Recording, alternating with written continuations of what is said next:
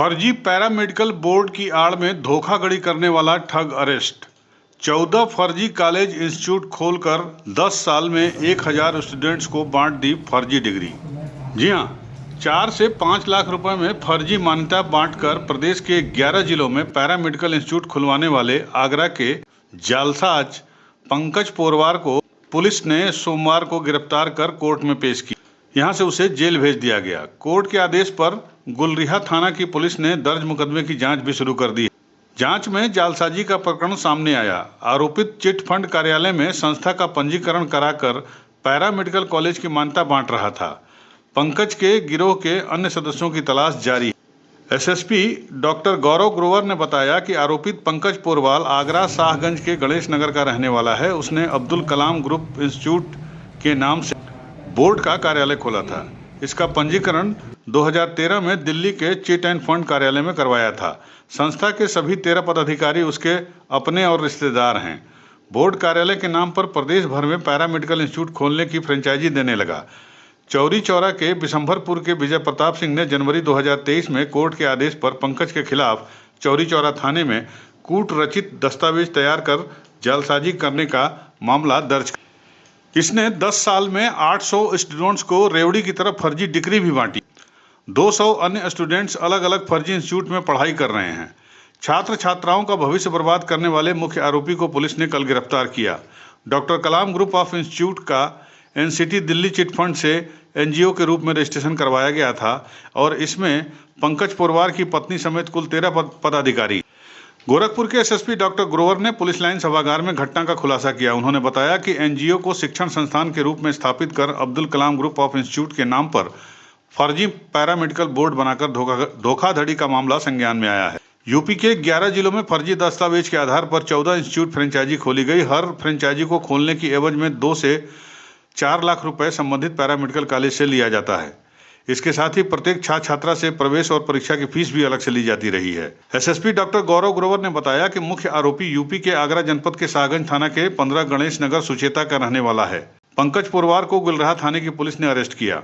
वहीं अन्य 12 आरोपियों जो फर्जी पैरामेडिकल बोर्ड के पदाधिकारी भी हैं, उनकी भूमिका के बारे में पुलिस जानकारी हासिल कर रही है और इस सिलसिले में गोरखपुर के चौरी चौरा थाने में 156/3 में आईपीसी की धारा 419, 420, 467, 468, 471, 474, 406, 506 और 120 के तहत मुकदमा दर्ज कर लिया गया है।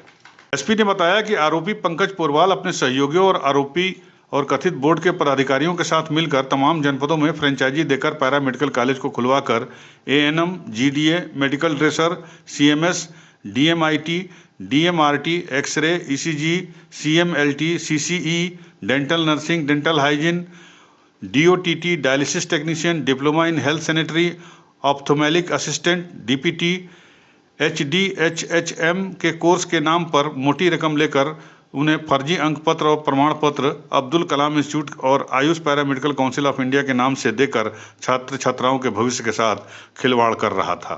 इस मामले में रोजगार के लिए जाने वाले छात्र छात्राओं को यह जानकारी हुई कि उनकी डिग्री फर्जी है और इसके बाद ठगी के शिकार हुए कुछ स्टूडेंट की लगातार शिकायत आ रही थी। उन्होंने बताया कि जांच में पता चला कि पैरामेडिकल बोर्ड संचालित करने हेतु किसी भी सक्षम मेडिकल फैकल्टी के प्राधिकृत अधिकारी की अनुमति से रजिस्ट्रेशन प्राप्त नहीं किया गया है और इसी आधार पर आरोपी की गिरफ्तारी सुनिश्चित की गई। देखिए, विगत दिनों में कुछ जानकारियां प्राप्त हो रही थी कि जनपद गोरखपुर और आसपास कुछ ऐसे पैरामेडिकल नर्सिंग और मेडिकल हेल्थ विभाग से जुड़े हुए कुछ ऐसे कोर्सेज के कॉलेजेस चल रहे हैं जिसमें कि जो डिग्री दी जा रही है या अंक पत्र जो दिए जा रहे हैं वो कहीं से भी एफिलिएटेड नहीं है, उनकी कोई मान्यता नहीं है। और जब भी कोई विद्यार्थी या जो भी कोई कैंडिडेट उन अंक पत्रों को या उन डिग्रियों को एम्प्लॉयमेंट के लिए जाता है तो वहां पर उसको संज्ञान में आता है कि ये पूरा का पूरा जो है एक फर्जी डिग्री उसको दी गई। इस संबंध में विगत वर्ष एक मुकदमा जनपद देवरिया में पंजीकृत हुआ था जिसमें एक कॉलेज संचालक अरेस्ट होकर के जेल गए थे। उसके बाद जनपद गोरखपुर के थाना चौरी चौरा में 156(3) में एक मुकदमा दर्ज हुआ कि इन कॉलेज जो ये यहाँ पर संचालन लोकली हो रहा है, इनको बेसिकली एक व्यक्ति है पंकज पोरवाल, जो कि अपनी एक society Abdul Kalam group of education जो चलाता है और आगरा बेस्ड है, उसके द्वारा इस तरह की फ्रेंचाइजी दी जा रही है। उसके द्वारा यहाँ पर कॉलेज खोलने पर संचालकों से फीस ली जाती है और हर बच्चे की जो फीस वहाँ पर जमा होती है उसमें से भी 30% का शेयर लिया जा रहा है।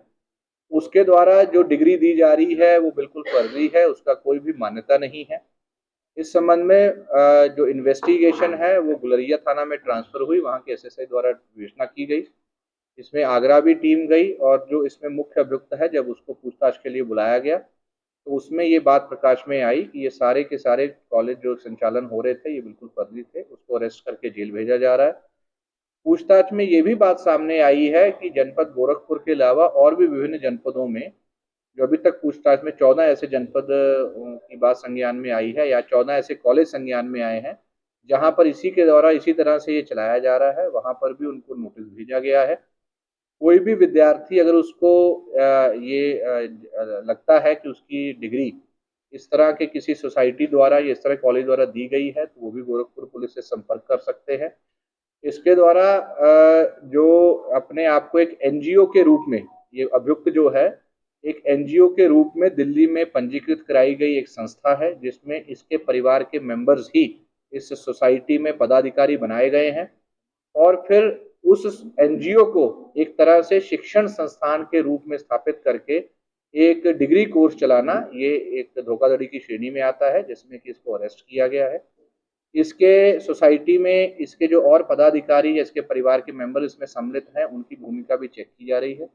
इसके अतिरिक्त जो पैसे का आदान प्रदान हुआ है, जो स्टूडेंट्स द्वारा पैसे दिए गए हैं या जो कॉलेज संचालकों द्वारा जो इसमें भुगतान किया गया है उसका पैसे का ट्रेल भी इसमें ढूंढा जा रहा है। इसकी संपत्तियों के बारे में भी जानकारी की जा रही है और बाकी जनपदों में जहां जहां ये कॉलेज है वहां पर भी नोटिस भेजा गया है।